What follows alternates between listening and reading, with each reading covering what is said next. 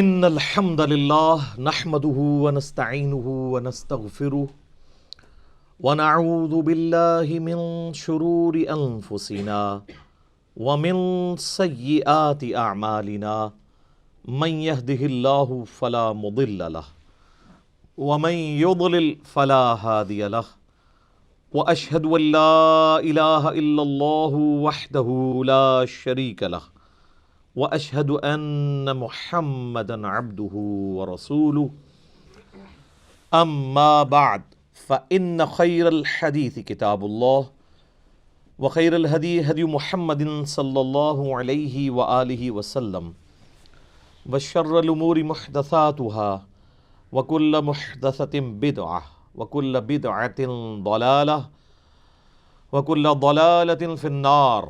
اعوذ باللہ السمیع العلیم من الشیطان الرجیم من ہمزہ ونفخہ ونفثہ. بسم اللہ الرحمن الرحیم. رب اشرح لی صدری ویسر لی امری واحلل عقدۃ من لسانی یفقہوا قولی. بسم اللہ الرحمن الرحیم. ان اللہ وملائکتہ یصلون علی النبی یا ایہا الذین آمنوا صلوا علیہ وسلموا تسلیما. اللہم صلی علی محمد وعلی آل محمد کما صلیت علی ابراہیم وعلی آل ابراہیم انک حمید مجید.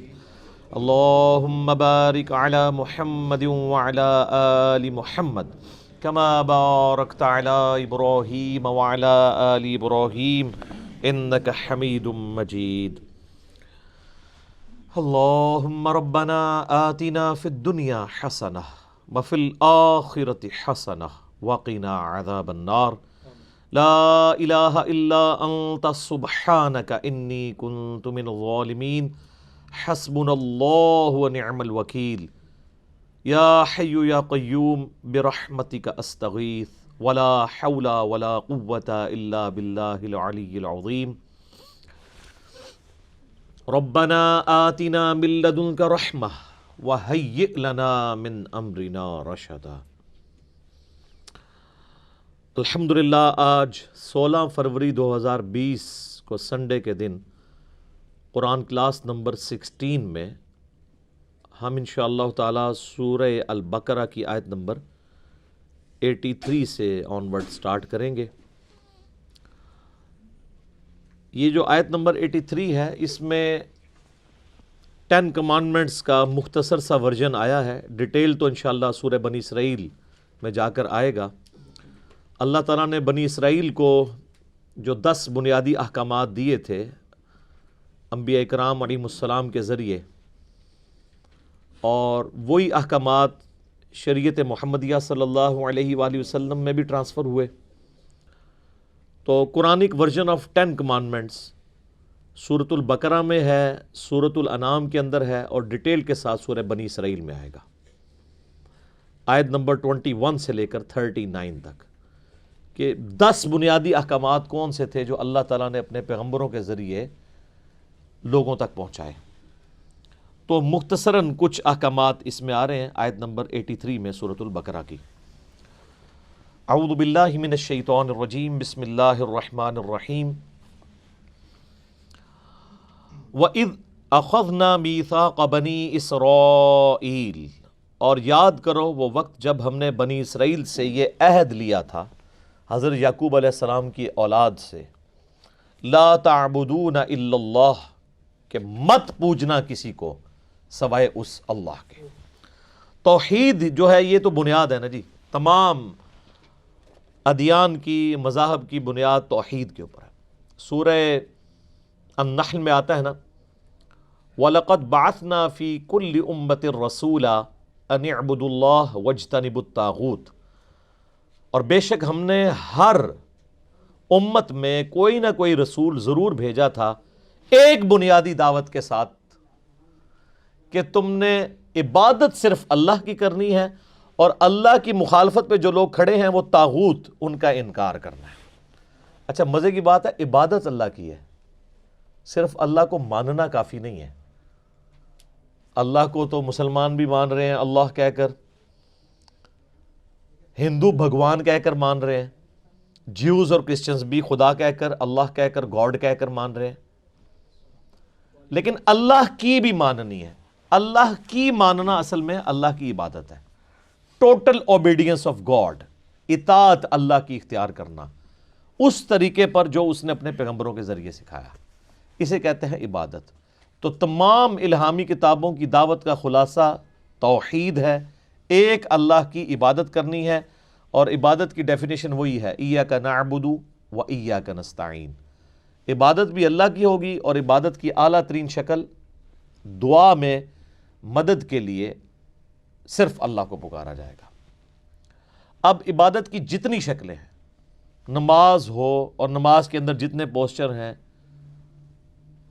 رکوع، سجدہ، عاجزی کے ساتھ کسی کے سامنے کھڑے ہونا، نظر، نیاز، منت، سب کی سب چیزیں ایک اللہ کے لیے ہیں، اور سب سے بڑھ کر مشکل کشا، حاجت روا ایک اللہ کو مانا جائے، وہ ہے ایاک نستعین۔ اچھا، عبادت میں نستعین بھی شامل تھا، الگ سے کیوں ذکر کیا ہے؟ اللہ کو پتا تھا سب سے زیادہ شرک ہی اس میں ہونا ہے۔ آج دنیا میں کوئی مسلمان نہیں ہے جو یہ کہتا ہو کہ میں رسول اللہ کی عبادت کرتا ہوں، نعوذ باللہ۔ لیکن شرک فی الدعا، پکارنے میں جو شرک ہے، مسلمانوں کی اکثریت میں پایا جاتا ہے۔ مسلمانوں کی اکثریت سورۃ الفاتحہ کا ٹیسٹ پاس نہیں کرتی، اور اس کے پیچھے وجہ جو ہے وہ علماء ہیں جنہوں نے دین کو بگاڑ کر ان کے اندر داخل کیا ہے۔ عام گورے کو قرآن کا ترجمہ پڑھنے کے لیے دیں نا، وہ سورۃ الفاتحہ پڑھنے کے بعد اگر اس سے آپ پوچھیں کہ سورۃ الفاتحہ کے تحت کیا اللہ کے سوا کسی اور کو پکارا جا سکتا ہے مدد کے لیے، وہ کہے گا نہیں۔ لیکن مولوی آپ کو کہانی کرائے گا، جی روٹی امی سے مانگتے ہیں۔ تو ایاک نستعین میں یہ بات تو ہے ہی نہیں ہے، یہ تو ظاہری اسباب ہے، اس کا حکم تو قرآن میں خود آیا ہے، وَتَعَاوَنُوا عَلَى الْبِرِّ وَالتَّقْوَى وَلَا تَعَاوَنُوا عَلَى الْإِثْمِ وَالْعُدْوَانِ۔ نیکی پرہیزگاری کے کاموں میں ایک دوسرے کی مدد کرو، اور برائی میں الگ رہو، اس میں مدد نہ کرو۔ یہ اس مدد کی بات ہو رہی ہے کہ سامنے کوئی ہستی موجود نہیں ہے، اور آپ یہ عقیدہ رکھتے ہیں کہ وہ میری مسئلے کو حل کر دے گی۔ سامنے ہستی موجود ہو، چاہے مسلمان ہو، کافر ہو، انسان ہو، جانور ہو، یا کوئی اور مخلوق ہو، آپ اس سے مدد لے سکتے ہیں۔ میں آپ سے کہتا ہوں مجھے پانی پلا دیں، ٹھیک ہے، لیکن آپ بغداد میں ادھر بھی قبر کے اندر دفن ہے، اور میں آپ سے مجھے پانی پلا دیں، تو مانگ کے دیکھ لیں، کوئی پلا سکتا ہے تو پلا کے بتا دیں، کیونکہ وہ پلی اسی سے لیتے ہیں۔ وَاسْتَعِینُوا بِالصَّبْرِ وَالصَّلَاةِ، نماز اور صبر کے ذریعے مدد چاہو، کس کی؟ ان اللہ مع الصابرین، اللہ کی مدد، اللہ صبر کرنے والوں کے ساتھ ہے۔ اس کا مطلب کوئی نہیں لیتا المدد یا نماز، المدد یا صبر۔ نماز اور صبر تو توسل اور وسیلہ ہے اللہ تک پہنچنے کا، مانگنا اللہ ہی سے۔ بارش کون برساتا ہے؟ اللہ۔ ڈیوٹی کس کی ہے؟ فرشتوں کی۔ لیکن فرشتوں سے بارش مانگ نہیں سکتے، شرک ہو جائے گا۔ مانگنی اللہ سے۔ فرشتوں کو چھوڑ دیں، آپ کے سامنے ایک بہت بڑا مشکل کشا ہے، سورج ختم ہو جائے تو پوری دنیا تباہ و برباد ہو جائے۔ سورج کی وجہ سے ہی تو سبزہ اگتا ہے، سورج کی وجہ سے موسم تبدیل ہوتے ہیں، سورج کی وجہ سے ہی پانی کا واٹر سائیکل چل رہا ہے۔ نہ سورج ہو تو نہ سمندروں کا پانی ایویپوریٹ ہو کے گلیشیئرز کی فارم میں سٹور ہو یا بارش کی شکل میں ہمارے پاس آئے، یہ سب کچھ ختم ہو جائے تو کسی کے وہم میں بھی یہ چیز بات آتی ہے کہ وہ کہے کہ المدد یا سورج میری مدد فرمائیے۔ جن بزرگوں کو لوگ پکار رہے ہیں نا، ان کا مشکل کشا بھی سورج ہے، ظاہری اسباب میں۔ تو پھر بابوں کو بھی پکار دیا کرنا ہے، تو ہم تو ریکویسٹ ہی کر سکتے ہیں کیا کہ مرنے سے پہلے اے مسلمان کر لے اس پہ غور، کتابوں کا خدا اور ہے، بابوں کا خدا اور۔ جس خدا کا تعارف کتابیں کرواتی ہیں وہ اور خدا ہے، اور جس کا تعارف بابے کرواتے ہیں وہ اور خدا ہے۔ وہ کوالٹیز اللہ کی نہیں ہے، وہ ان کا کوئی تصور ہے جس کو انہوں نے خدا کا نام دے دیا ہے۔ اللہ کا تصور وہ ہوگا جو پیغمبروں کے ذریعے ہوگا، اس کی کتابوں کے ذریعے ہوگا۔ تو ہم نے بنی اسرائیل سے عہد لیا تھا مت پوجنا کسی کو سوائے اللہ کے، وبالوالدین احسانا، اور والدین کے ساتھ احسان کرنا۔ قرآن حکیم میں 4 مقامات ایسے ہیں جہاں پر توحید کے فوراً بعد والدین کے ساتھ حسن سلوک کا ذکر ہے، ان میں سے یہ پہلا مقام ہے۔ اس کے بعد سورۃ الانعام میں، پھر سورہ بنی اسرائیل میں 10 کمانڈمنٹس آئیں گی، اور پھر سورہ لقمان میں، وہاں پہ بھی ماں باپ کے ساتھ حسن سلوک کا ذکر ہے۔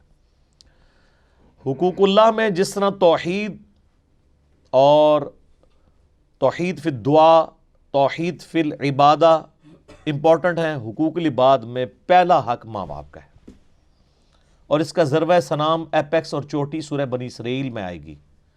وہاں تو یہاں تک آیا کہ ماں باپ کو اف بھی مت کہنا، اور اگر دونوں یا دونوں میں سے ایک بڑھاپے کی حالت میں تمہیں ملے تو ان کے سامنے اپنے عاجزی کے ساتھ کندھے جھکا کر رکھنا، ان کو اف تک مت کہنا، اور ان کے لیے دعا کرنا کہ اے اللہ ان پہ بھی رحم فرما، جس طرح بچپن میں انہوں نے مجھ پہ رحم کر کے مجھے پالا تھا۔ تو والدین کو چونکہ اللہ تعالیٰ نے دنیا میں آنے کا ذریعہ بنایا انسان کا، اور وہ کتنی مشقت کر کے پال پوس کے بڑا کرتے ہیں، ظاہری اسباب میں سب سے بڑا ذریعہ والدین کو بنایا، لہٰذا ان کا حق بھی سب سے زیادہ ہے۔ اور اس کے بعد وذی القربیٰ، اور قریبی رشتہ داروں کے ساتھ بھی احسان کرنا، والیتامیٰ، اور یتیموں کے ساتھ، والمساکین، اور مساکین کے ساتھ، مسکین لوگ، غریب لوگ جن کے لیے 2 وقت کی روٹی ایشو ہے، اگر آپ ان کے لیے صدقہ اور خیرات کر سکتے ہیں تو وہ ضرور کریں۔ وَقُولُوا لِلنَّاسِ حُسْنًا، اور لوگوں سے اچھی بات کرنا۔ اچھا، بعض لوگ اس کا ترجمہ یوں کر دیتے ہیں کہ لوگوں سے حسن اخلاق سے پیش آنا، وہ بھی درست ہے۔ حسن اخلاق سے پیش آنا یہی ہے کہ اس سے اچھی بات کرنا، یہ نہیں ہے کہ مسکراتے ہوئے اسے گناہ کی دعوت دینا۔ لوگ یہ سمجھ رہے ہوتے ہیں کہ بڑی ایکٹنگ کر کے بولنا یہ حسن اخلاق ہے۔ حسن اخلاق یہ ہے کہ اخلاقیات کیا ہیں، ہم کن چیزوں کو غیر اخلاقی کہتے ہیں؟ جو انبیاء کی تعلیمات کے مخالف ہوتی ہیں، جو انبیاء اکرام علیہ السلام نے چیزیں تعلیم فرمائی ہیں، وہ اعلیٰ درجے کی اخلاقیات ہیں۔ یعنی کسی کو نماز کی طرف بلانا، یہ اخلاقیات ہے۔ کسی کو کہنا جھوٹ مت بولو، یہ اخلاقیات ہے۔ کسی کو کہنا کہ کاروبار میں ڈنڈی مت مارو، یہ اخلاقیات ہے۔ کسی کو کہنا کہ تم اپنے ماں باپ کے ساتھ حسن سلوک کرو، اپنے بہنوں اور بھائیوں کا حق وراثت میں مت دباؤ، یہ اخلاقیات ہے۔ حرام خوری مت کرو، یہ اخلاقیات ہے۔ اچھا، ہمارے معاشرے میں اخلاقیات یہ ہے کہ کوئی جو بھی الٹا کام کر رہا ہو اس کے ساتھ مسکرا کے بات کرے کہ لگا رہا جیسے لگا ہے، یہ اخلاقیات نہیں ہے۔ یہ انڈیا، پاکستان، بنگلہ دیش کی اخلاقیات ہیں۔ پھر میں کیوں نہ کہوں کہ مرنے سے پہلے اے مسلمان کر لے اس پہ غور، کتابوں کا خدا اور ہے، بابوں کا خدا اور۔ یہ سیکھنا ہوگا، یہ قیامت ہے اس کے اندر مضمر، کہ اللہ کا وہ تعارف مانا جائے گا جو اس نے خود کروایا ہے اپنے انبیاء کے ذریعے، کتابوں کے ذریعے۔ وَأَقِیمُوا الصَّلَاةَ، اور نماز کو قائم کرنا، وَآتُوا الزَّکَاةَ، اور زکوٰۃ ادا کرتے رہنا۔ آپ دیکھ لیں کہ توحید کے فوراً بعد حقوق العباد کا ذکر آیا ہے، اور اس کے بعد نماز کا ذکر آیا ہے، اس امپورٹنس کو بتانے کے لیے کہ نمازوں کا خدا اور نہیں ہے، نمازوں کا خدا بھی وہی ہے جو ماں باپ کا خدا ہے۔ اسی خدا نے ماں باپ کے ساتھ اس نے سلوک کا کہا ہے جس نے نماز پڑھنے کا کہا ہے، لیکن پرائورٹی اس لیے کی کہ بعض اوقات دین پہ چلنے والے لوگوں سے حقوق العباد کے معاملے میں سستی ہو جاتی ہے، تو اسی چیز کو ہائی لائٹ کیا، اور یہ سٹائل آپ کو قرآن حکیم میں بارہا آئے گا کہ اللہ تعالیٰ نے توحید کے فوراً بعد حقوق العباد کا ذکر کیا اور اس کے بعد عبادات کا ذکر کیا۔ کیونکہ جو لوگ پریکٹسنگ مسلمان ہوتے ہیں نا، تو شیطان ان پہ پہلا حملہ یہ کرتا ہے کہ وہ اپنے گیٹ اپ میں تو اسلام نافذ کر لیتے ہیں، نماز بھی پڑھنا شروع کر دیتے ہیں، لیکن اپنے معاملات میں انتہائی برے ہوتے ہیں۔ اور اس کا گلہ آپ اکثر لوگوں سے سنتے ہوں گے، وہ دیکھے جی انہیں داڑھی رکھی ہے، داڑھی رکھ کے پہ کیا کرتا ہے، وہ کون ہو؟ پھر داڑھی والے بھی کہہ رہے ہوتے ہیں جی داڑھی کا اس میں کیا قصور ہے؟ داڑھی کا قصور نہیں سر، آپ کا قصور ہے۔ لوگ یہ ایکسپیکٹ کر رہے ہیں کہ ایک بندہ پریکٹسنگ مسلمان ہے تو اسے الٹی حرکتیں نہیں کرنی چاہیے۔ کیوں؟ اس داڑھی کے اگینسٹ آپ عزت بھی تو عام بندے سے زیادہ اویل کر رہے ہیں. جب آپ عزت ڈبل اویل کر رہے ہیں تو سر جب پھر آپ کی پکڑ کی باری آئے گی نا, پھر آپ پہ پکڑ بھی ڈبل ہوگی. یہ تو نہیں ہے پریویلیجز ہی لینی ہے آپ نے, انہی کو کیش کروانا ہے. اس لیے دیکھیں کہ امہات المومنین کے بارے میں سورۃ الاحزاب میں آیا کہ نبی کی بیوی ہو, تم عام عورتوں کی طرح نہیں ہو, اگر تم نے کوئی بے حیائی کا کام کیا تمہیں دوگنا عذاب ہوگا, اور اگر تم اللہ اس کے رسول کی تابع فرمان رہی تو تمہارے لیے اجر بھی ڈبل ہے. تو یہ اللہ تعالیٰ نے دیکھیں موٹی موٹی کون سی باتیں گنوائی. نمبر 1 توحید, نمبر 2 والدین کے ساتھ اس نے سلوک, نمبر 3 قریبی رشتہ داروں کے ساتھ, نمبر 4 یتیموں کے ساتھ, نمبر 5 مساکین کے ساتھ, نمبر 6 لوگوں کے ساتھ حسن اخلاق سے پیش آنا ہے, ان کو اچھی بات کا حکم دینا ہے, اور نمبر 7 نماز قائم کرنی ہے, نمبر 8 زکوٰۃ دینی ہے. یہاں پہ اتنی ڈیٹیل نہیں آئی ہے, چند موٹی موٹی باتیں آئیں, آگے چل کے یہ مزید آنا شروع ہو جائیں گی. جب آتی جائیں گی میں انشاءاللہ آپ کو بتاتا جاؤں گا. ویسے الگ سے 10 کمانڈمنٹس کے اوپر میرا مسئلہ نمبر 77 ریکارڈ ہے, آپ یوٹیوب پہ جا کے لکھیں تو وہ آپ کے سامنے لیکچر کھل جائے گا.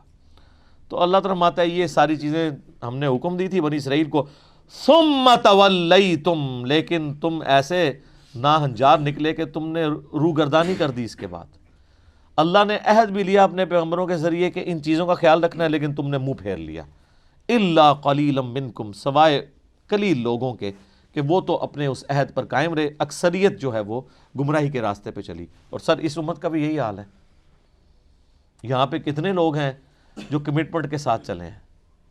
صحابہ کرام علیہم رضوان اور اہل بیت علیہم السلام کے بعد آہستہ آہستہ آپ دیکھیں کس طرح گراف مسلمانوں کا نیچے آیا ہے. وَأَنْتُمْ مُعْرِضُونَ, اور تم ہے ہی روگردانی کرنے والے. بنی اسرائیل کو اللہ تعالیٰ فرما رہا ہے کہ تمہاری روگردانی کی جو روش ہے یہ کوئی یعنی ایک آدھ واقعہ نہیں ہے, ہر معاملے میں تم نے روگردانی کی ہے. اور اب وہ چند چیزیں اللہ تعالیٰ پھر دوبارہ سے گنوا رہا ہے جو پہلے ڈسکس ہو چکی ہیں, جس کو کہتے ہیں نا بریف ہسٹری, 1-2 آیات کے اندر پوری کی پوری کور کر رہا ہے.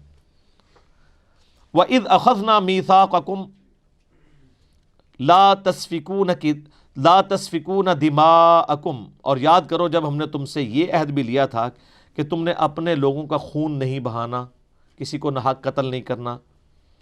ولا تخرجون انفسکم, اور نہ گھروں سے ایک دوسرے کو نکالنا ہے, من دیارکم, اپنے گھروں سے. ثم اقررتم, اس کے بعد تم نے اقرار کیا. وانتم تشہدون, جبکہ تم اس پر گواہ بھی تھے کہ اللہ نے یہ عہد لیا کہ یہ اصل میں 12 قبیلے تھے نا, تو جب فلسطین فتح ہوا تو انہوں نے چھوٹی چھوٹی 12 ریاستیں بنا لی, ہر قبیلے نے ایک ریاست بنائی, لیکن پھر آپس میں وہ لڑتے تھے. آپس میں جب لڑتے تھے ایک دوسرے کو قتل کرتے تھے, تو ان میں سے کچھ وہی مسلمان بنی اسرائیل میں سے اپنی جان بچا کے غیر مسلموں کے پاس پناہ لیتے تھے, رومنز کے پاس, وہاں پناہ لیتے تھے, وہ ان کو اپنا غلام بنا لیتے تھے. تو یہ اس طرح چین تھی. تو اللہ فرماتا ہے ہم نے تو تمہیں منع کیا تھا کہ یہ حرکتیں نہیں کرنی, قتل نہیں کرنا, کسی کو اس کے گھر سے نکلنے پر مجبور نہیں کرنا. ثم انتم, پھر تم وہی ہو نا, تم ہؤلاء تقتلون انفسکم, کہ تم قتل کرتے ہو اپنوں کو, یعنی اپنے دوسرے بھائیوں کو, بنی اسرائیل کے جو 12 قبائل آپس میں لڑتے تھے. وتخرجون فریقا منکم من دیارہم, اور ایک فریق دوسرے کو اس کے گھر سے نکلنے پر مجبور کر دیتا ہے. تظاہرون علیہم بالاثم والعدوان, اور تم مدد کرتے ہو ان کے خلاف دشمنوں کی گناہ اور ظلم کے اوپر. ظاہر ہے پھر جب اندر میں پھوٹ پڑے گی تو باہر سے بھی آپ کو پتہ ہے جن لوگوں کے انٹرسٹ ہوں گے تو پھر کافروں کے ساتھ مل کے اپنے مسلمان بھائیوں کے ساتھ یہ تم سلوک کرتے تھے. ظاہر ہے بنی اسرائیل تو اس وقت مسلمان ہی تھے نا, سابقہ امت مسلمہ ہے. وَإِن يَأْتُوكُمْ أُسَارَىٰ, اور جب وہ قیدی بن کر تمہارے پاس آتے ہیں. اچھا, جب قیدی بن کے آتے ہیں تو پھر ان کا خون جوش مارتا ہے کہ یار یہ تو ہمارے ہی ہیں, ٹھیک ہے. تو پھر وہ کہتے ہیں وہ اللہ نے بڑی ترغیب دلائی ہے کہ قیدیوں کو آزاد کیا جائے اللہ کی راہ میں. پھر وہ فدیہ دے کے ان کو آزاد کرتے تھے, کہتے تھے تو ثواب کا کام ہے, حالانکہ وہ بیچارے غلام تمہاری وجہ سے بنے ہوئے تھے, ان کی غلطیوں کی وجہ سے وہ نکلے, ملک سے نکلنے پر مجبور ہوئے اور کافروں کے ہتھے چڑھے. تو اللہ فرماتا ہے اس کے بعد وہ جب تمہارے پاس قیدی بن کے آتے ہیں تفادوہم وہو محرم علیکم، تم بڑے پاک باز بن کے ان کا فدیہ دے کے ان قیدیوں کو آزاد کرواتے ہو، حالانکہ ان کا نکالنا، وہو محرم علیکم اخراجہم، حالانکہ ان کا ان کے ملک سے نکالنا تمہارے لیے حرام تھا۔ اصل حرام تو تم نے کیا نا، کہ ان کو اپنے ملک سے نکلنے پر مجبور کیا، اس کی وجہ سے وہ کافروں کے غلام بنے، اور جب غلام بن کے وہ بازار میں بک رہے ہوتے ہیں اور تمہارا خون جاگتا ہے کہ یہ تو ہمارے اسرائیلی بھائی ہیں، تم پیسے دے کے ان کو چھڑواتے ہو اور کہتے ہو یہ ثواب کا کام ہے، تو یہ اللہ تعالیٰ پھکی دے رہا ہے، یہ پھکی ہے، اینٹی وینم ہے، کہ یہ تو بڑا ثواب کا کام کر رہے ہو، بتاؤ یہاں تک پہنچے کس کی وجہ سے ہے؟ جو میں نے مولانا طارق جمیل صاحب کو کہا تھا نا، وہ کہتے ہیں میں نے علماء کو جراثیم نہیں کہا، میں نے کہا تھا انڈیا پاکستان سے جو لوگ آتے ہیں تو وہ جراثیم لے کر یورپ میں آتے ہیں، یہاں بھی فرقہ وارانہ، تو میں نے کہا شیخ صاحب یہ جراثیم ان کو لگاتا کون ہے؟ کسی گھوڑے کو ہاتھ لگایا تھا انہوں نے، یا کسی اسکواش کے پلیئر کو ہاتھ لگ گیا تھا غلطی سے ان کا، یا کسی پولیٹیشین کو ہاتھ لگا تھا، یا مولویوں کا ہاتھ لگ گیا تھا؟ تو یہاں پہ بھی اللہ تعالیٰ فرما رہا ہے کہ جن قیدیوں کو تم آزاد کر کے بڑا ثواب کما رہے ہو نا، کہ بڑا نیکی کا کام ہے قیدی آزاد کرنا، حالانکہ اصل تمہاری خطا ہے ان کو جو تم نے نکالنے میں مدد کی کافروں کی، وہ اصل حرام کام تھا، وہ حرام تم نے کر لیا اور اب یہ ثواب کما رہے ہو۔ تمہارے حرام کام کی وجہ سے تو بیچارے قیدی ہوئے تھے، تو تم نے وہ حرام کام کیا کیوں کہ وہ بیچارے اس نہج تک پہنچتے۔ اب آ رہا ہے یونیورسل ٹروتھ، آفاقی حقیقت اس کے اوپر، افتؤمنون ببعض الکتاب وتکفرون ببعض، تم اللہ کی کتاب کے کچھ حصے پہ ایمان رکھتے ہو اور کچھ کو چھوڑ دیتے ہو۔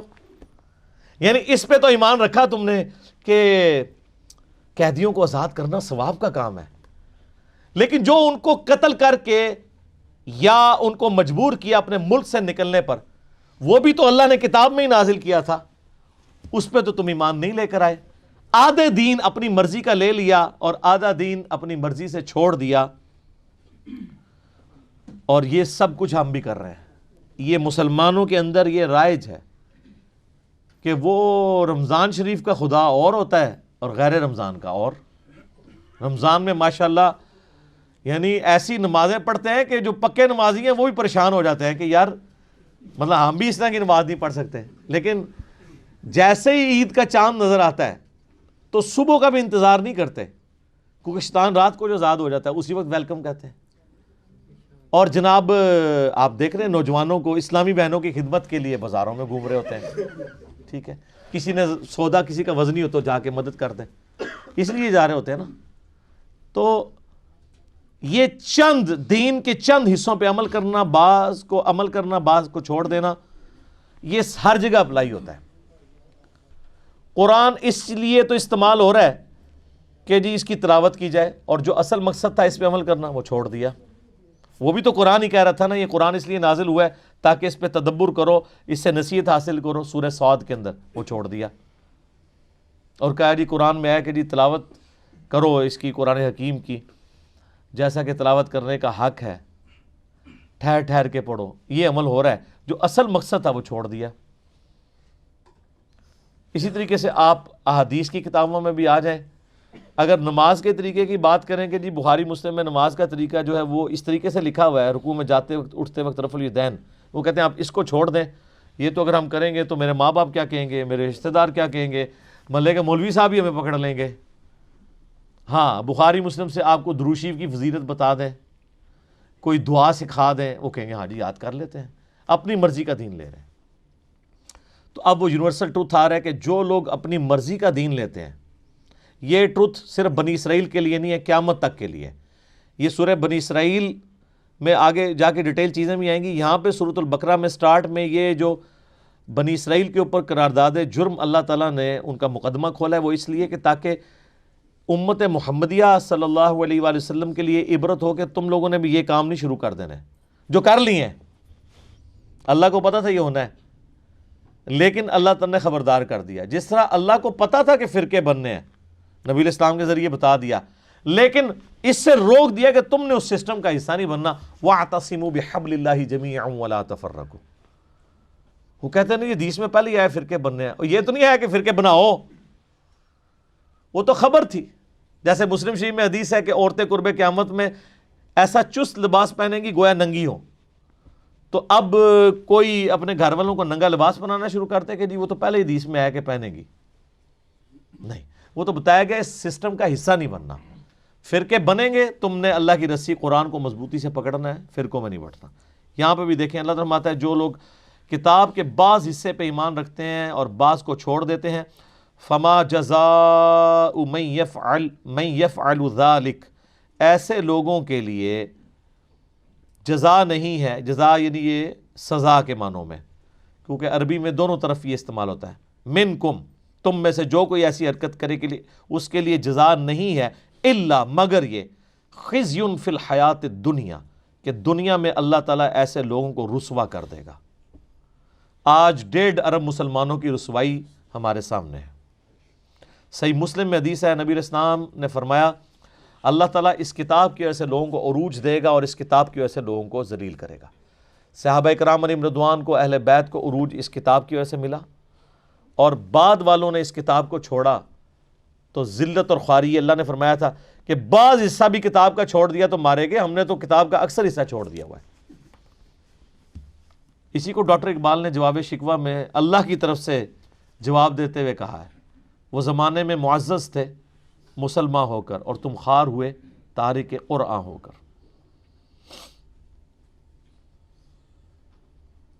وَيَوْمَ الْقِيَامَةِ يُرَدُّونَ إِلَىٰ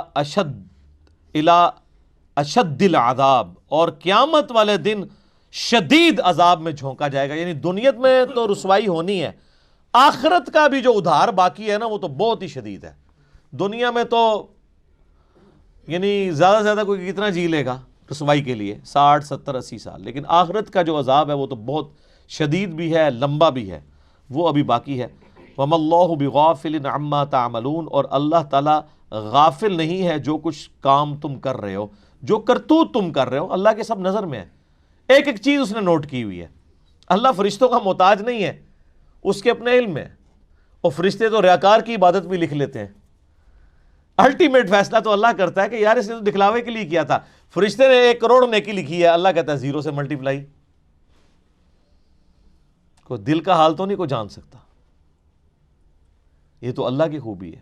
یا اللہ کسی کو مطلع کر دے اپنے پیغمبروں میں سے، فرشتوں میں سے، جس کے لیے چاہے. اولئک الذین اشتروا الحیاۃ الدنیا بالآخرہ، یہ وہ لوگ ہیں جنہوں نے دنیا کی زندگی حاصل کر لی ہے آخرت کے بدلے میں. آخرت بیچ دی، دنیا خرید لی. حالانکہ سمجھدار وہ ہے جو دنیا بیچ کے آخرت لے. جو سورہ توبہ میں ہے کہ اللہ تعالیٰ نے مومنین کی جانیں اور مال جنت کے بدلے میں خرید لی ہیں. ایسی بیعت کے اوپر، ایسی تجارت کے اوپر ایمان والوں کو چاہیے وہ خوشیاں منائیں کہ اللہ کے آگے انہوں نے اپنی جان اور مال بیچ دیا، اس کے بدلے میں اللہ نے ان کو جنت دے دی. اور یہاں پہ اللہ تعالیٰ ہمارا ان لوگوں کی روش یہ ہے کہ انہوں نے دنیا کی زندگی خریدی ہے، آخرت کو داؤ پہ لگا دی ہے. وَلَا يُخَفَّفُ عَنْهُمُ الْعَذَابِ، ان لوگوں سے عذاب ہلکا نہیں کیا جائے گا. وَلَا هُمْ يُنصَرُونَ، نہ وہاں پر ان کا کوئی مددگار ہوگا. اللہم اجرنا من النار، اللہم اجرنا من النار، اللہم اجرنا من النار، آمین. یہ میرے بھائیوں کتاب اللہ ہے، یہ کوئی سٹوری نہیں ہے. یہ جو کچھ اللہ تعالیٰ بتا رہا ہے یہ سب کچھ ہو جانا ہے. اوہ کچھ بھی نہیں ہونا، یہ او ہی ہوگی. جو اللہ نے کسی کے ساتھ کر دینا ہے اس نے کر دینا ہے. زمین و آسمان کی مخلوقات مل کر کسی کو چھٹکارا نہیں دے سکتی ہیں اگر اللہ تعالیٰ کسی کے اوپر گرفت کر لے. اللہ تعالیٰ فرماتا ہے اس کے حضور کوئی سفارش بھی کسی کی نہیں کر سکتا سوائے اس کی جو اللہ تبارک و تعالیٰ جس کے لیے خود ہی اجازت مرحمت فرما دے. اب میرے بھائیوں پھر بنی اسرائیل کی ہسٹری کی طرف لوٹا جا رہا ہے کہ انہوں نے کس طریقے سے وقت کے پیغمبروں کا انکار کیا اور پھر اللہ تبارک و تعالیٰ نے ان پر کیسے عتاب فرمایا.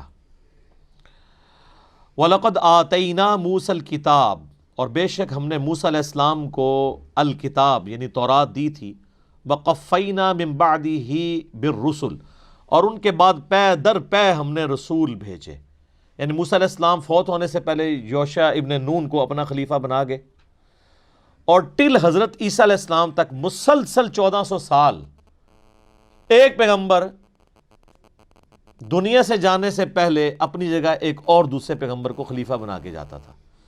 اور بخاری مسلم دونوں میں حدیث موجود ہے کہ بنی اسرائیل کا انتظام ہمیشہ پیغمبروں کے ہاتھ میں ہی رہا، جب ایک پیغمبر فوت ہوتا تھا وہ دوسرے کو اپنی جگہ خلیفہ بنائے گا، جبکہ میری امت میں پیغمبر نہیں ہوں گے، خلفاء ہوں گے۔ تو یہاں پہ اسی کی طرف اشارہ ہے کہ موسیٰ علیہ السلام اور ان کے بعد پے در پے رسول آئے، اور الٹیمیٹلی اللہ تعالیٰ کی قدرت کا بہت بڑا نمونہ، اللہ تعالیٰ کی قدرت کا شاہکار سیدنا عیسیٰ ابن مریم علیہ السلام، وہ تشریف لے کے آئے جو بنی اسرائیل کے آخری پیغمبر تھے، بنی اسرائیل کے، اور اسی کا ذکر آیا وَآتَيْنَا عِيسَى ابْنَ مَرْيَمَ الْبَيِّنَاتِ، اور ہم نے عیسیٰ ابن مریم کو تو بہت بڑے بڑے معجزات دیے تھے، وَأَيَّدْنَاهُ بِرُوحِ الْقُدُسِ، اور روح قدس کے ذریعے ان کی مدد کی تھی۔ یعنی بنی اسرائیل میں حضرت عیسیٰ علیہ السلام کے لیول کا اور کوئی پروفٹ نہیں تھا معجزات کے اعتبار سے۔ جبرائیل علیہ السلام کے ذریعے اللہ نے مدد کی، سورہ آل عمران میں، سورۃ المائدہ میں اور سورہ مریم کے اندر 3 صورتوں میں ان کے معجزات کا ذکر ہے کہ وہ مٹی کی مورت بنا کر اس میں پھونک مارتے تھے، اللہ کے اذن سے وہ پرندہ بن جاتی تھی، مردے کو اللہ کے اذن سے زندہ کر لیتے تھے، اور وہ ان کے پیغمبر ہونے کی گواہی دیتا تھا، پھر وہ مر جاتا تھا۔ یہ نہیں ہے کہ زمین پہ چلنا پھرنا شروع کر دیتا تھا، نہیں، وہ تو سورہ یاسین میں اللہ تعالیٰ نے واضح فرما دیا ہے کہ جو مر چکے ہیں نا وہ دنیا میں نہیں واپس اب آنے کے۔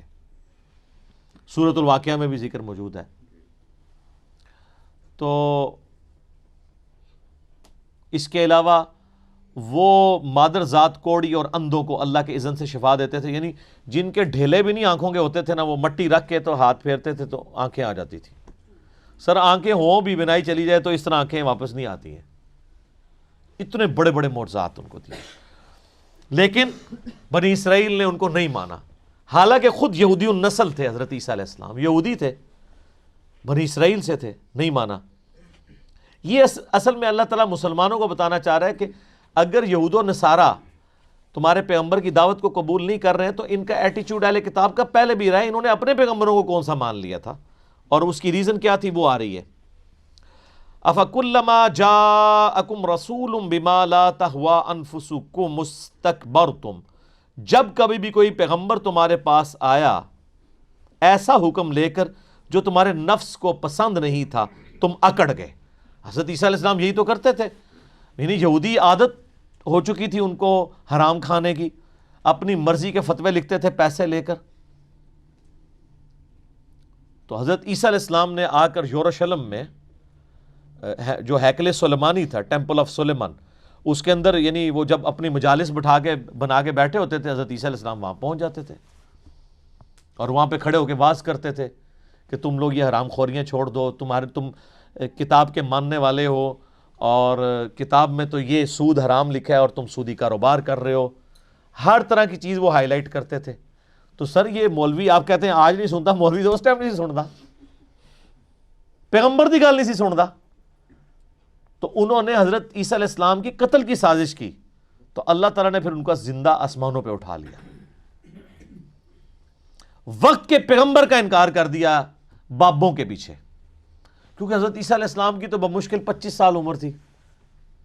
اب جہاں 70-80 سال کے بڑے بڑے حضرات بیٹھے ہوں، داڑھیوں والے بزرگان دین، علماء کرام، یادگار اسلاف، وہاں ایک کالی داڑھی والا نوجوان لڑکا، اس کی بات کس نے سننی ہے؟ وہ پیغمبر ہی کیوں نہ ہو تب بھی نہیں سننی۔ یہ ہمارے نبی کے ساتھ اللہ کی غیبی تائید تھی، ادروائز کوانٹیٹیولی اتنی بڑی کامیابی کبھی کسی پیغمبر کو نہیں ملی جو ہمارے نبی علیہ السلام کو ملی ہے۔ صلوات بر محمد و آل محمد، اللہم صلی علی محمد و علی آل محمد۔ تو اللہ تعالیٰ فرماتا ہے تم جب بھی کوئی بات کوئی پیغمبر لے کے آیا تم نے اکڑ کی اور تمہارے نفس کو پسند نہیں تھی، فَفَرِيقًا كَذَّبْتُمْ وَفَرِيقًا تَقْتُلُونَ، تو تم نے بعض انبیاء کو تو جھٹلا دیا اور بعض کو تم نے قتل کر دیا۔ حضرت زکریا علیہ السلام کو قتل کیا انہوں نے، حضرت یحییٰ علیہ السلام کو قتل کیا، کتنے پیغمبروں کو انہوں نے صرف اس لیے قتل کر دیا کہ وہ ان کی غلطیاں ہائی لائٹ کرتے تھے۔ حضرت عیسیٰ نے بھی قتل ہو جانا تھا، حضرت عیسیٰ علیہ السلام کو تو اللہ تعالیٰ نے بچایا نا۔ اللہ تبارک و تعالیٰ اگر نہ بچاتا تو حضرت عیسیٰ علیہ السلام کے ساتھ وہی ہونا تھا جو حضرت زکریا کے ساتھ ہوا اور حضرت یحییٰ علیہ السلام کے ساتھ ہوا۔ اچھا اب آپ یہ دیکھیں یہ دونوں پیغمبر ایک وقت کے اندر ہیں، حضرت یحییٰ علیہ السلام اور حضرت عیسیٰ علیہ السلام۔ حضرت یحییٰ علیہ السلام نے عیسیٰ علیہ السلام کے پیغمبر ہونے کی تصدیق کی ہے، تو حضرت عیسیٰ چونکہ اللہ تعالیٰ کے رسول تھے، وہ صرف نبی نہیں تھے رسول بھی تھے، تو رسول کے بارے میں تو اللہ تعالیٰ کا قاعدہ ہے کہ اللہ تعالیٰ میں کتب اللہ لأغلبن انا ورسولی، اللہ نے یہ بات طے کر لی ہے کہ میں اور میرے رسول غالب رہیں گے۔ چونکہ رسولوں کو اللہ تبارک و تعالیٰ نے غلبہ دینا ہوتا ہے، لہٰذا رسول کبھی قتل نہیں ہوتا، اس کے مخالفین ہی تباہ و برباد ہوتے ہیں۔ موسیٰ علیہ السلام کے مخالفین اس لیے تباہ و برباد ہوئے کیونکہ وہ رسول تھے۔ ہمارے نبی علیہ السلام کے مخالفین کو اللہ تعالیٰ نے غزوہ بدر، احد، خندق میں اسی لیے ذلیل و خوار کیا کہ وہ رسول تھے، اللہ نے غلبہ کروایا۔ حضرت عیسیٰ علیہ السلام بھی رسول تھے، لیکن آپ کے کیس میں یہ ہوا کہ آپ کے مخالفین کو اللہ تبارک و تعالیٰ نے آپ پر حاوی نہیں ہونے دیا، لیکن غلبہ بھی آپ کا نہیں ہوا، اللہ نے زندہ آسمانوں پہ اٹھا لیا۔ اب قرب قیامت میں جب وہ اتریں گے تو پھر اللہ تعالیٰ کی طرف سے فائنل عذاب استیصال بنی اسرائیل کے اوپر آئے گا، انہی کے ہاتھوں اللہ تعالیٰ بنی اسرائیل کو، یہودیوں کو قتل کروائے گا۔ اور یہ وہ عقیدہ ہے جس پہ سب کا اتفاق ہے، سنی ہو شیعہ ہو، بلکہ میں کہتا ہوں یہ وہ عقیدہ ہے جس پہ انسانیت کا اجماع ہے۔ یہودی بھی کہتے ہیں کرائسٹ نے آنا ہے، وہ جب دجال مسیح آئے گا نا، جھوٹا مسیح، اس کو وہ کرائسٹ مان لیں گے۔ جس مسیح کے انتظار میں وہ ہیں وہ تو آ کے ان کو دعوت دے کے چلا بھی گیا، انہوں نے بات نہیں مانی۔ کرسچنس کا بھی عقیدہ ہے کہ عیسیٰ ابن مریم دنیا میں آئیں گے، مسلمانوں کا بھی عقیدہ ہے کہ آئیں گے۔ آج بلکہ آج ہم تھوڑی ایک متھ توڑنے لگے ہیں، آج ہم عیسیٰ ابن مریم کی منقبت پڑھوائیں گے یہاں پہ۔ دیکھیں نا چینج ہے نا جی، ابھی تک تو آپ نے نبی علیہ السلام کی شان میں نعتیں سنی ہے، یا بابوں کی شان میں، یا صحابہ کرام کی، اہل بیت کی شان میں، حالانکہ ہونا چاہیے کہ ان سے زیادہ حقدار ہیں انبیاء کرام کہ ان کی منقبتیں بیان ہو۔ تو آج ہم عیسیٰ ابن مریم کے بارے میں ہمارے شعیب بھائی نے تیار کی ہے منقبت، بڑی زبردست ہے، جس میں ان کے بارے میں جو مسلمانوں کا عقیدہ ہے اور وہ کیا کریں گے، وہ ساری چیزیں انہوں نے کور کی ہیں اس کے اندر انشاءاللہ تعالی۔ تو یہ کرامت ہے، آج حضرت عیسیٰ علیہ السلام کا ذکر بھی ہو رہا ہے، ٹھیک ہے، ذکر خیر ہو رہا ہے الحمدللہ۔ وَقَالُوا قُلُوبُنَا غُلْفٌ، اور یہودی کہتے ہیں ہمارے دلوں پر تو غلاف چڑھے ہوئے ہیں۔ یہ مضمون بار بار آئے گا سورۃ المائدہ میں، سورہ نساء میں۔ مسلمانوں کو بھی کہتے تھے کہ آپ جتنا مرضی قرآن پڑھ لو ہم پہ اثر نہیں کرے گا، ہم بڑے پکے ہیں اپنے عقیدے میں۔ یہاں بھی لوگ کہتے ہیں نا کہ اسی تے اپنا بابیاں دا عقیدہ نہیں چھڈنا، تسی جو مرضی کر لو اسی پکے ہیں۔ اچھا یہ ہمیں کہہ رہے ہوتے ہیں قرآن اور حدیث پڑھنے کے اوپر، حالانکہ یہ دیکھنا چاہیے کہ اگر تم بابوں کے ساتھ پکے ہو تو بابے قرآن اور حدیث پہ ہوتے ہیں نا۔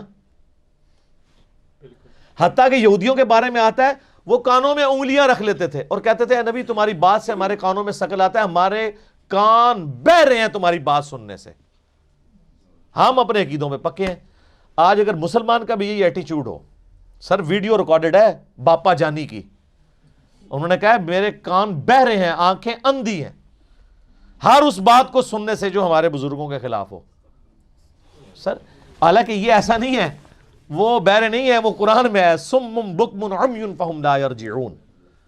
کس وجہ سے؟ ختم اللہ علی قلوبہم وعلی سمعہم وعلی ابصارہم، اللہ نے ان کو سیل کر دی ہے، ان کی آنکھوں کو، کانوں کو، بہرے ہیں، گونگے ہیں، اندھے ہیں، اور ہدایت نہیں پائیں گے۔ تو یہ یہودی بھی یہی کہتے تھے کہ اے عیسیٰ جو تم نے کرنا ہے نہ کر لو، ہمارے دل پہ غلاف ہے، اتنا مضبوط ہے ہمارا دل ہے، یعنی تو جو مرضی معقول بات بھی کر رہا ہے نا، ہم تب بھی اپنا عقیدہ نہیں چھوڑیں گے۔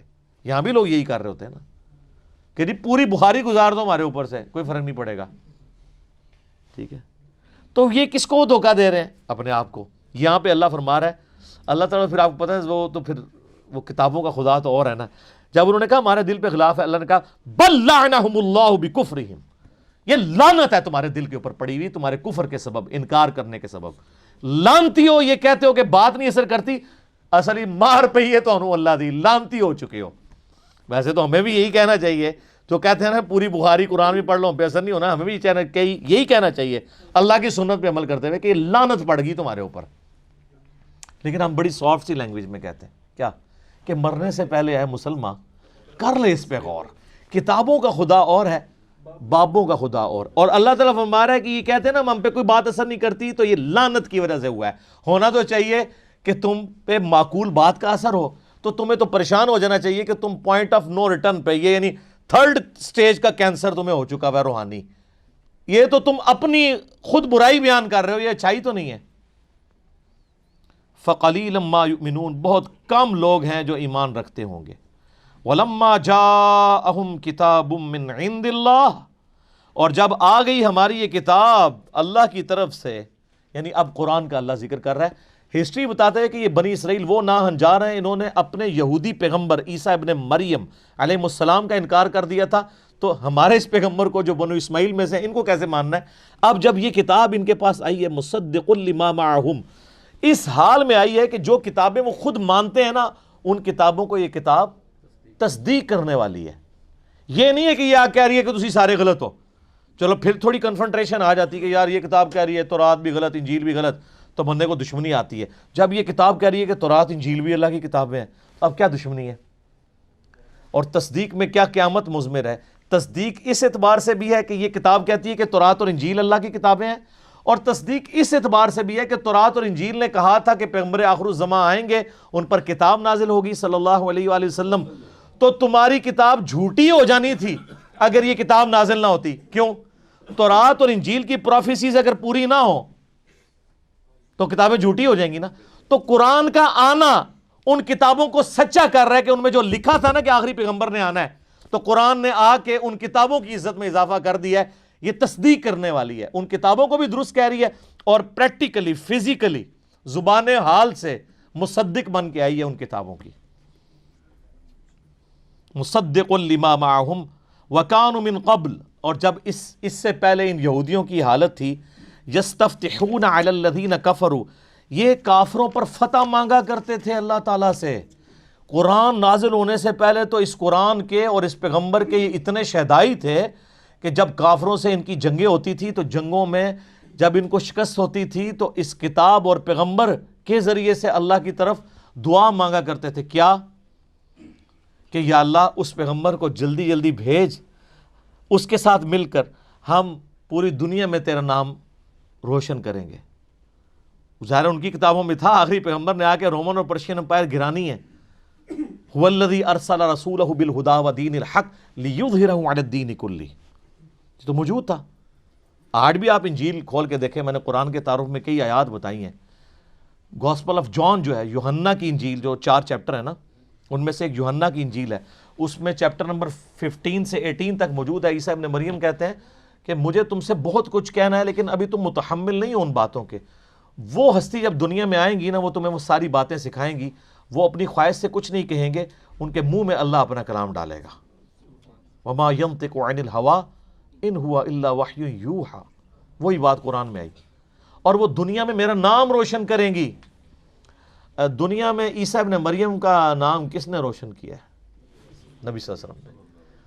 کس اعتبار سے؟ کہ یہودیوں نے جو ان پہ جھوٹے بلیم لگائے, ان کو معاذ اللہ دجال کہا, ان کی والدہ پہ تہمت لگائی, وہ بھی دور کی سورہ مریم کے ذریعے. اور عیسائیوں نے جو ان کے بارے میں ڈیوینٹی کلیم کی, تو اللہ تعالیٰ نے وہاں پہ بھی حضرت عیسیٰ کی صفائی پیش کی ہے. لقد کفر الذین قالوا ان اللہ هو المسیح ابن مریم, بے شک کافر تو اصل میں وہ لوگ ہیں جو کہہ رہے ہیں کہ عیسیٰ ابن مریم اللہ ہی نے عیسیٰ کا روپ دھار لیا ہے. وقال المسیح, جبکہ مسیح تو ایسا نہیں تھا. مسیح تو کہا کرتے تھے وقال المسیح یا بنی اسرائیل اعبدوا اللہ ربی و ربکم, اے بنی اسرائیل عبادت کرو اس رب کی جو میرا بھی رب ہے تمہارا بھی رب ہے. انہ من یشرک باللہ فقد حرم اللہ علیہ الجنہ ومأواہ النار وما للظالمین من انصار, بے شک جو کوئی اللہ کے ساتھ شرک کرے گا اللہ نے اس پہ جنت حرام کر دی ہے, اس کا ٹھکانہ دوزخ ہے, وہاں اس کا کوئی مددگار نہیں ہوگا. یار کیا شان ہے حضرت عیسیٰ کی. قرآن میں ہے وجیہن فی الدنیا والآخرہ، وجاہت والے ہیں اس دنیا میں بھی اور آخرت میں بھی. جس کے اوپر ایلیگیشن لگے اور اللہ اس سے الزام دور کر رہا ہو کہ مسیح ایسے نہیں تھے، وہ تو میرا ہی نام لیا کرتے تھے. اچھا یہ ایک رخ ہے، لیکن اللہ تو آپ کو بتایا بڑا ڈڈ ہے. اللہ کا ایک دوسرا رخ بھی ہے اسی ٹاپک کے اوپر، وہ سورۃ المائدہ کا آخری رکوع ہے. قیامت کے دن جو حضرت عیسیٰ اور اللہ کی ملاقات ہونی ہے، سر وہ بندہ کانپ اٹھتا ہے. وہ جب یہ چیپٹر آتا ہے نا، اس میں جب زندگی شروع ہوگی، وہ جو ناول کا میں نے تعارف کروایا تھا، اس میں انہوں نے اس کو فلمایا ہے آڈیو ریکارڈنگ میں، ریٹن فارم میں. حضرت عیسیٰ ابن مریم، اللہ تعالیٰ فرمائے گا اے عیسیٰ کیا تو نے کہا تھا کہ تجھے اور تیری ماں کو میرے سوا معبود ٹھہرا لیا جائے؟ ہائے ہائے ہائے. حضرت عیسیٰ علیہ السلام کی اس وقت کیا حالت ہوگی؟ ہم کہ یا اللہ میری اتنی صفائیاں تو نے دی ہیں، تجھے نہیں پتا؟ سر یہ توحید کا معاملہ بہت سینسٹیو ہے، اتنا سینسٹیو ہے کہ اللہ تعالیٰ اس لیول پہ اترا ہے سورۃ المائدہ کی آیت نمبر 17 پہ کہ اگر اللہ ارادہ کرے عیسیٰ کو، اس کی ماں کو اور جتنے زمین میں ان کو موت دے دے تو اللہ کا کوئی کیا بگاڑ لے گا؟ تم کہتے ہو عیسیٰ مشکل کشا ہے، اللہ چاہے تو عیسیٰ کو مار دے، اس کی ماں کو مار دے، اور سارے بزرگ بابے جن کے بارے میں تمہارا عقیدہ ہے سب کو موت دے دے، اللہ کوئی نہیں کچھ بگاڑ سکتا. اور یہاں سورۃ المائدہ میں اللہ تبارک و تعالیٰ آخری رکوع میں، اس سے پہلے بھی بلکہ 72 نمبر آیت 75 نمبر آیت میں آتا ہے کہ عیسیٰ اس کی ماں کو مشکل کشا سمجھے ہوئے ہو، وہ روٹی کھانے کے محتاج تھے، وہ نہ تمہارے نفع کے مالک تھے نہ نقصان کے. اللہ کہہ رہا ہے عیسیٰ اس کی ماں روٹی کھانے کے محتاج تھے. اگر ہم کہتے ہیں بابے محتاج ہیں تو ان کو وٹ چڑھ جاتا ہے. بابوں کی کیا اوقات ہے؟ بابے تو عیسیٰ ابن مریم کی جوتیوں کی خاک کے برابر بھی نہیں ہے، بلکہ آپ میں سے کئی لوگ ہیں جن کی جوتیوں کی خاک نہیں ہے، جو شرک کرنے والے بابے، جنہوں نے اپنی عبادت کروائی. لیکن اللہ تعالیٰ کیا فرما رہا ہے؟ یہ تمہارے نفع نقصان کے مالک نہیں. اس آخری رکوع میں پھر اللہ تعالیٰ جب یہ کہے گا نا اے عیسیٰ ابن مریم کیا تو نے کہا تھا کہ لوگ تجھے اور تیری ماں کو معبود سمجھ لیں میرے ساتھ؟ وہ کہیں گے اے اللہ مجھے کب شایع تھا کہ میں ایسی بات کرتا، میں نے تو بنی اسرائیل کو یہی کہا تھا کہ عبادت کرو اس رب کی جو تمہارا بھی رب ہے میرا بھی رب ہے. اور اے اللہ بالفرض اگر میں نے کوئی ایسی بات کی ہوگی تو تیرے علم میں تو ہوگی، کیونکہ جو تیرے جی میں ہے وہ میں نہیں جانتا، اور جو میرے جی میں ہے وہ تو جانتا ہے، تو ہی سارے غیبوں کا جاننے والا ہے. سر کس طرح کلیئر کٹ موتیوں کی طرح عقیدے بیان ہوئے ہیں قرآن میں. حالانکہ ان کو ڈٹنا چاہیے تھا، کانفیڈنس تھا نا، لیکن کہا کہ بالفرض اگر میرے دل میں بھی کوئی خواہش چھپی تھی نا خدا بننے کی، اللہ تیرے علم میں تو ہوگی نا، ٹھیک ہے، لیکن تو گواہ اس بات پہ کہ میرے کہیں پہ نہیں، اور اگر تھی تو تیرے علم میں ہوگی. اب تیرے دل میں کیا ہے وہ میں نہیں جانتا، یعنی اب تو کیا ڈیسیژن کرے گا یہ تیرے علم میں. تو پھر حضرت عیسیٰ کہیں گے اے اللہ یہ تیرے بندے ہیں، چاہے انہیں معاف کر دے چاہے انہیں پکڑ لے، یہ تیری مرضی ہے. یعنی توحید کی باری آئی تو انبیاء کرام بھی سائڈ پہ، کیونکہ ان کو اپنی فکر پڑ گئی. اور یہاں 1.5 ارب پونے 2 ارب عیسائیوں نے حضرت عیسیٰ کے بارے میں یہ عقیدہ رکھا ہے انہوں نے چھڑا لینا ہے، اور معذرت کے ساتھ آپ لوگوں نے بھی یہ عقیدہ رکھا ہوا ہے. آپ کے پیغمبر علیہ السلام نے بھی یہی باتیں ارشاد فرمائی ہیں. بخاری مسلم دونوں میں حدیث ہے، نبی علیہ السلام کم از کم 10 طرق آئے ہیں اس کے. آپ علیہ السلام فرماتے ہیں میرے حوض کوثر پہ میرے کچھ ساتھی لائے جائیں گے میرے صحابہ میں سے، اور میں جب ان کو حوض کوثر سے پلانے لگوں گا تو مجھے وہ بتائیں گے کہ اے اللہ کے نبی آپ کی وفات کے بعد یہ دین سے الٹے قدم پھر گئے تھے اور انہوں نے دین میں بدعتیں جاری کر دی تھی. آپ فرماتے ہیں میں کہوں گا سحقا سحقا لمن غیر بعدی، ان پہ پھٹکار ہو جنہوں نے میرے بعد میرے دین کو بدل دیا، اور میرے ان کے درمیان ایک آڑ قائم کر دی جائے گی. میں بھی اس وقت وہی کہوں گا جو عبد صالح عیسیٰ ابن مریم کہیں گے. حضور نے پھر سورۃ المائدہ کی وہ آیات تلاوت کی کہ میں بھی کہوں گا اے اللہ جب تک میں ان میں موجود تھا ان پر گواہ تھا، جب تو نے مجھے اٹھا لیا پھر تو ان پر گواہ تھا. اب جب عیسیٰ ابن مریم کہیں گے نا کہ اے اللہ یہ تیرے بندے ہیں چاہے بخش دے چاہے عذاب دے، تو اللہ تعالیٰ ترس نہیں کھائے گا؟ اللہ فرمائے گا آج کا دن وہ ہے کہ جب سچوں کو سچا عقیدہ ہی فائدہ دے گا. یہ کوئی سفارش کام نہیں آئے گی اگر کسی نے شرک کیا ہوا. بخاری مسلم دونوں میں حدیث ہے، اللہ تعالیٰ نے ہر نبی کو ایک دعا دی تھی مقبول، اور اللہ نے یہ پرومس کیا تھا کہ یہ ایک دعا تو میں قبول کروں گا ہی کروں گا. تو ہر نبی نے اپنی وہ دعا دنیا میں ہی ایگزیکیوٹ کروا لی. حضرت نوح علیہ السلام نے دعا کر کے اپنی امت پہ عذاب لے آئے. اس طرح باقی اور پیغمبروں نے بھی. میں نے اپنی دعا اپنی امت کے لیے سنبھال کر رکھی ہے قیامت کے دن کے لیے، اور اس دعا کی برکت سے میرے ہر امتی کو شفاعت کا نفع پہنچے گا میرے ذریعے، سوائے اس کے کہ جس نے دنیا میں اللہ تعالیٰ کے ساتھ کسی قسم کا شرک کیا ہوا. شرک والے سے بھائی جی سیدھی سی بات ہے، اعلان برات ہے. تو عیسیٰ ابن مریم کی صفائیاں اللہ تعالیٰ دے رہا ہے کہ بھائی انہوں نے یہ کام نہیں کیے، یہ تو ان کے ماننے والوں نے ان کی طرف غلط چیزیں منسوب کر دی. تو اللہ تعالیٰ فرماتا ہے کہ اس نبی کے آنے سے پہلے تمہاری حالت تھی کہ تم دعائیں کیا کرتے تھے، یا اللہ آخری نبی کو جلدی جلدی بھیج، ہم ان کے ساتھ مل کے تو کافروں کے خلاف جہاد کریں. فلما جاءہم ما عرفوا کفروا بہ، جب وہی نبی آ گئے جن کو انہوں نے پہچان بھی لیا. سورۃ الانعام میں آئے گا اس نبی کو اس طرح پہچانتے ہیں جس طرح اپنے بیٹوں کو، کہ یہ وہی پیغمبر ہے جس کے ذکر تورات اور انجیل میں موجود ہے. پھر بھی انہوں نے بغیم بینہم کی وجہ سے، ارج ٹو ڈومینیٹ، زدم زدہ انکار کیا. فلعنت اللہ علی الکافرین، پس لعنت ہو اللہ کی ایسے کافروں کے اوپر جنہوں نے حق بات قبول کرنے سے انکار کر دیا. یہ وہ آیت ہے سورہ البقرہ کی 89 نمبر آیت جو اکثر ہمارے بریلوی بھائی پیش کرتے ہیں کہ قرآن میں آیا کہ یہودی بھی نبی کے وسیلے سے دعا کیا کرتے تھے تو وسیلہ جائز ہوتا ہے. ایک گل ہی کچھ اور سی، ٹھیک ہے، وہ مستقل علاقے میں موجود ہے کہ وہ یہ دعا کرتے تھے اللہ اس نبی کو جلدی جلدی بھیج تاکہ ہم اس کے ساتھ. تو وہ جو اللہ کہہ رہا ہے نا کہ پہلے تو تم اس نبی کے ذریعے سے جنگوں میں فتح مانگا کرتے تھے، مراد یہ کہ کہتے تھے کہ جنگ میں فتح ہوگی جب یہ میرے پیغمبر آئیں گے، اب جب آئے تو انکاری ہو گئے. وسیلہ اور توسل پہ میرا مسئلہ 43 دیکھ لیں، اس میں نے اس آیت کو کوٹ کیا تھا. اور آپ دیکھیں جو ہدایت یہود و نصارہ کے پاس ریٹن فارم میں تھی انہوں نے انکار کیا، ان کو فائدہ نہیں ہوا. اور جن کے لیے نہیں تھی انہوں نے یہودیوں سے سن کے قبول کر لیا، دنیا کے امام بن گئے. اوس اور خزرج، اوس اور خزرج جنگجو تھے عرب کے، مشرکین عرب کے قبائل. جب بھی یہودیوں سے لڑتے تھے، یہودی چونکہ دنیا دار، دنیا پرست، بزدل، ہمیشہ یہ جنگ میں مار کھاتے تھے. تو یہ کہتے تھے بچو جی اب تو مار رہے ہو نا، جب وہ آخری نبی آئیں گے نا ہم ان کے ساتھ مل کے پوری دنیا پہ غلبہ کر لیں گے. تو یہ اوس اور خزرج کے کان پک چکے تھے یہ بات سن سن کے، اور وہ ڈرتے تھے کہ یار ان کا مسیحا کب آئے گا وہ منجی اور ہادی بن کے، یعنی محمد رسول اللہ صلی اللہ علیہ وآلہ وسلم. جب وہ آئے تو یہ تو اپنے بابوں کے پیچھے لگ گئے علماء یہود کے. اوس اور خزرج نے یہودیوں سے پہلے ہی انہوں نے کہا یار یہ وہی پیغمبر نہ ہو. حج پہ آئے ہوئے تھے، وہاں دیکھا حضور علیہ السلام خیموں میں دعوت دے رہے ہیں. انہوں نے کہا اس سے پہلے کہ یہودی ایمان لے کر ہیں تم ہی ایمان لے کے ان کو اپنا لیڈر بنا لو. اور سر پھر اللہ نے دنیا کے امام ان کو بنا دیا.